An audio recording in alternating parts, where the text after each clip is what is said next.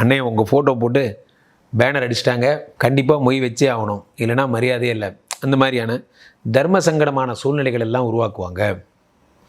இந்த தர்ம சங்கடமான சூழ்நிலைகள் தான் எல்லாத்துக்குமே காரணம். ஏதேனும் ஒரு தர்ம சங்கடம். 10 குடையவன் வக்கரம் பெறும் பொழுது என்ன மக்கள் சந்திப்பினால் யாரோ ஒருத்தட்ட ஏதோ ஒரு கமிட்மெண்ட் பண்ணிடுறீங்க, நீங்கள் மட்டும் நல்லா பண்ணுங்க, உங்களுக்கு சிறப்பாக பண்ணிடுறேன், நல்லா பண்ணிடுவாங்க, அதுக்கப்புறம் சிறப்பாக பண்ணால் உங்கள்கிட்ட காசு இருக்காது, எக்குத்தப்பாக மாட்டிப்பீங்க.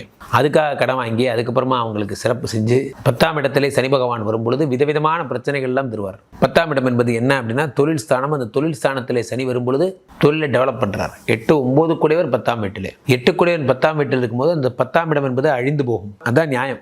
ஜோதிடம் என்பது ஒரு பெரிய சட்ட புத்தகம். அந்த சட்ட புத்தகத்தினுடைய ஒவ்வொரு சரத்துக்கும் ஒரு வேல்யூ உண்டு.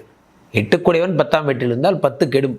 ஆனால் அது வக்கரம் பெறும் பொழுது அதே 8ஆம் இடம் என்ன ஆகுது, பலசாலி ஆகிவிடுகிறது. 8ஆம் இடம் என்பது பலம் பெறுகிறது. 8னா என்ன, உங்களுக்கு வறுமை, தாரித்ரியம்னு பேர். இந்த தாரித்ரியம் வறுமை எல்லாம் சரியாகி விடுகிறது.